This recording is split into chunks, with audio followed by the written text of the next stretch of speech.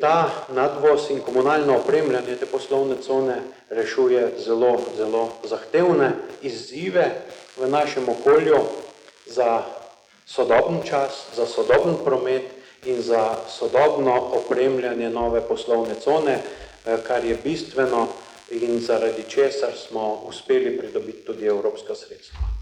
Prazen prostor na Savski cesti v Šmarju je narekoval, da je potrebno urediti komunalno opremo času in duhu prometa primerno.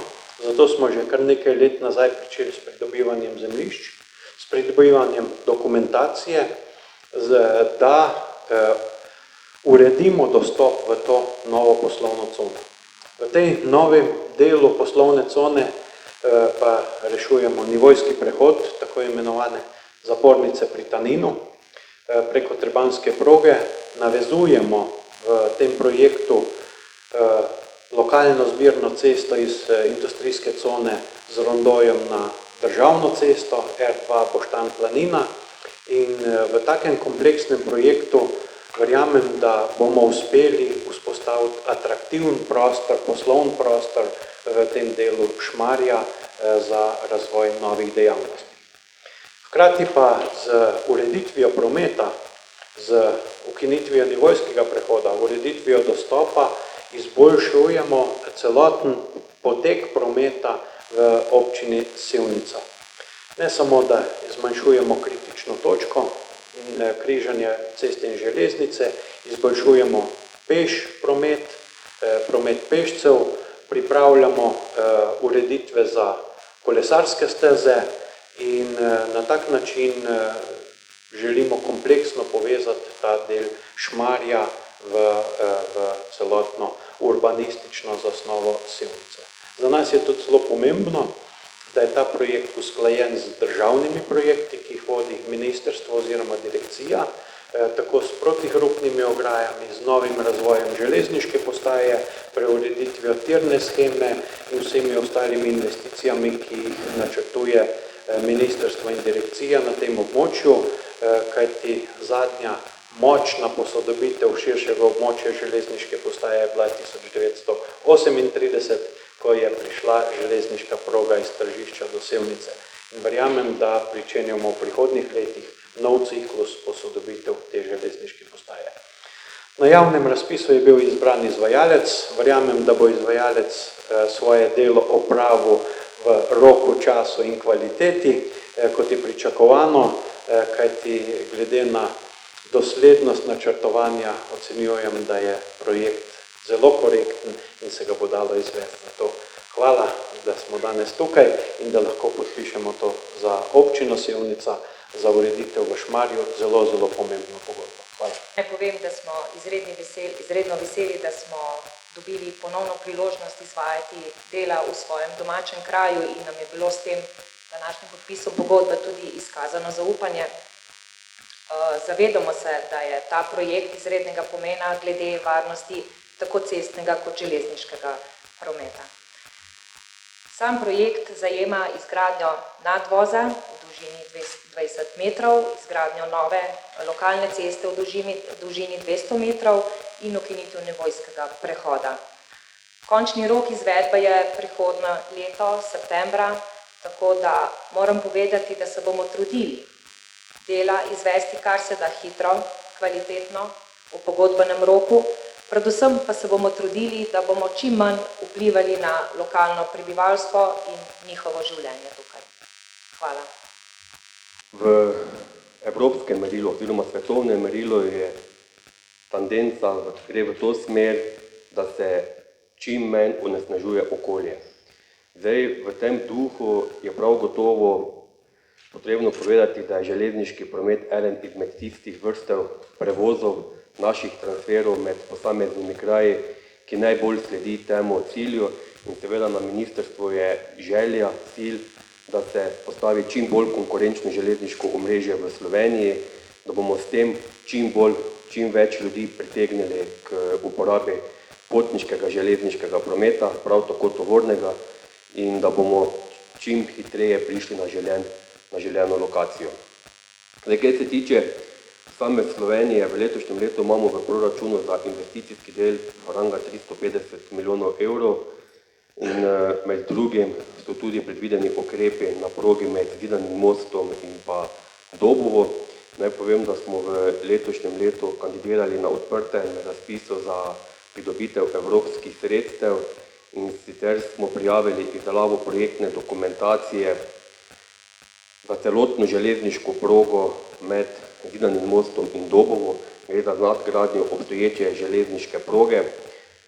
Pred dnevi smo dobili pozitiven signal, tako da pričakujemo, da bomo še v tem mesecu pridobili 7 milijonov evrov evropskih sredstev za izdelavo projektne dokumentacije. Celotna vrednost izdelave projektne dokumentacije na tem odseku je ocenjena na 12 milijonov evrov. Ne glede na ta sredstva smo mi že v preteklosti, v preteklem letu, oziroma že 2 leti nazaj začeli z aktivnosti in na tej progi obravnavamo 2 železniški postaji, železniška postaja Sevnica in Krško. Skupaj z lokalno skupnostjo smo izdelali dolgoročne rešitve, se pravi končni pogled teh železniških postaj. Mi smo na osnovi teh usklajenih vstopnih podatkov pristopili k izboru projektanta. Razpis je bil v mesecu maju v tej fazi, da smo prejeli ponudbe. V tem trenutku ocenjujemo ponudbe in približno v nekaj tednih, 2-3 tednih računamo, da bomo lahko izvedli izbor izvajalca za izdelavo projektne dokumentacije železniške postaje Krško in Sevnica.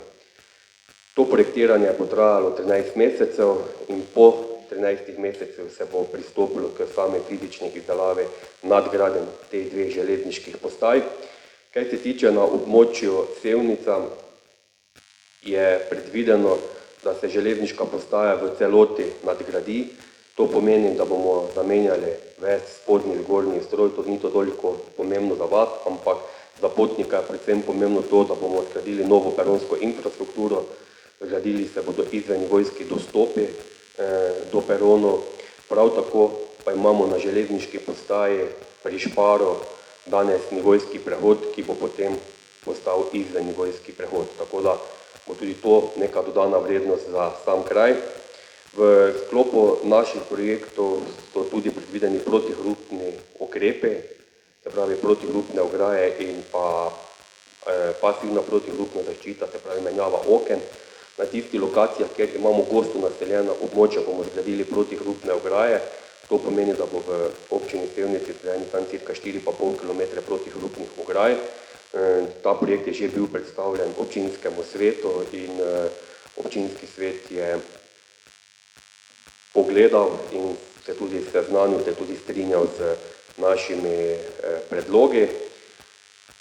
Kaj se tiče ureditve nivojskih prehodov, cilj je, da bomo v sklopu tega projekta vse nivojske prehode gradili izvennivojsko oziroma imeli vse zavarovane. V tem trenutku tudi poteka na območju Sevnice aktivnosti za ureditev nezavarovanega železniškega prehoda Gornje Brezovo.